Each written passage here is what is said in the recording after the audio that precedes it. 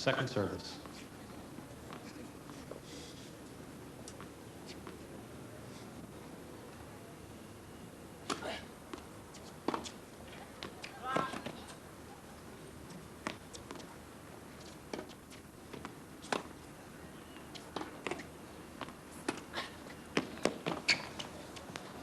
Super approach shot.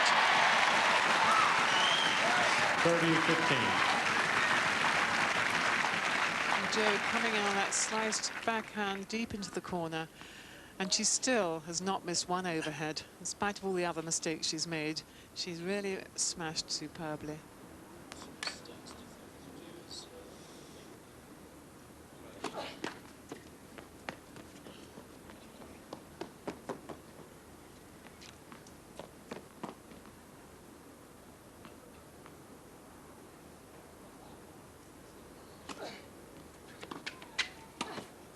Oh no.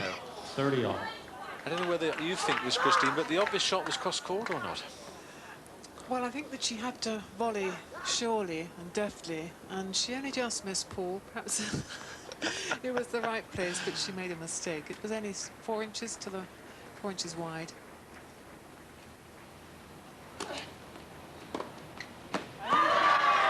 (30-40).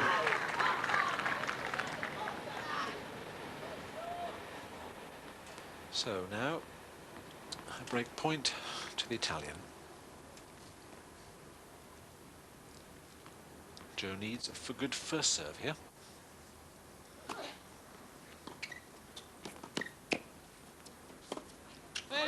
Game Italy.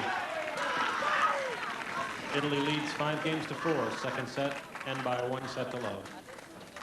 And this sort of game that Jo is playing, it's very exhausting, although one sees long rallies that obviously prove to be exhausting because one can see the amount of court the girls are covering.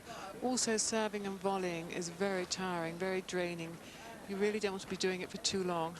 And of course, she has had a virus for the last couple of days, has been in bed, and obviously it had to be a fairly big decision to play Jo today, having not played for a few days. Yes. She must have felt fit. Rumour had it that had Britain been in a decision-making doubles last night against New Zealand, Jo would have played. But because they were 2 up, they decided it was 7 o'clock at night to scrap the doubles. So I think she's wise enough to know not to go on court unless she's fit, because once you go on court, you've got to face up to the fact that you're there, win or lose, and Time. can't really have the excuse of saying, well, I'm sorry, but I wasn't fit afterwards. So Jo's wise enough to know that. She's just not been able to find her range, and when she does, it's so successful. So there's the total points won. Not that much difference between either player, is there? 5 difference in the total points won. Very similar to the service points won. So very evenly balanced match as far as points are concerned. But the Italian now serving for victory for Italy versus Great Britain. 5-4.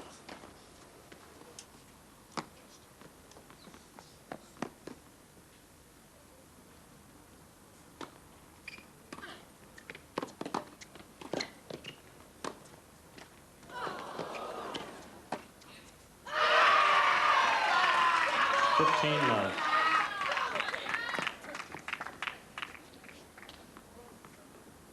And when it rains, it seems to pour, because Jo is very unlucky that that ball just hit the top of the net.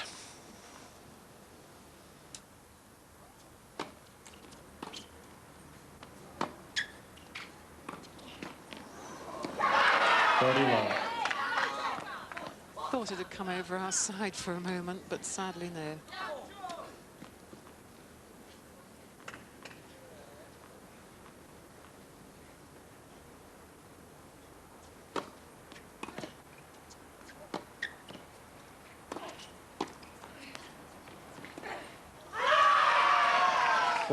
So solid volley from the Italian, and the pass just missing from Jo Jury, and now Italy standing on the, or just about to be 2 matches to love up, with 3 match points to Sandra Cecchini.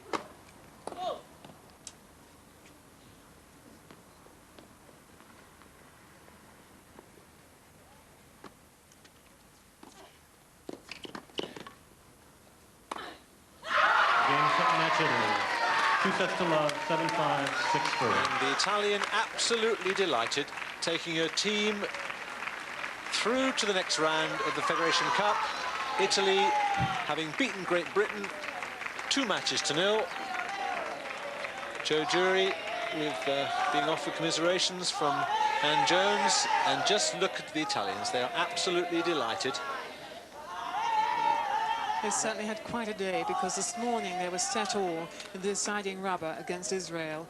That match could have gone either way, and now here they are through to the next round to play Germany.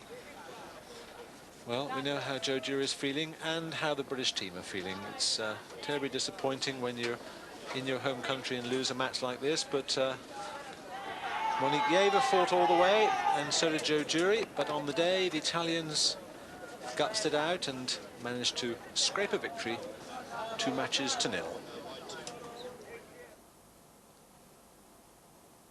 Christine Janes, Paul Hutchins and earlier Dan Maskell reporting on an outcome that we all hoped would be rather different. Let's go through all the results of the day. The Italy-Great Britain one, incidentally, was it's goodbye from Nottingham. Join us again on BBC 2 at 1:35 tomorrow.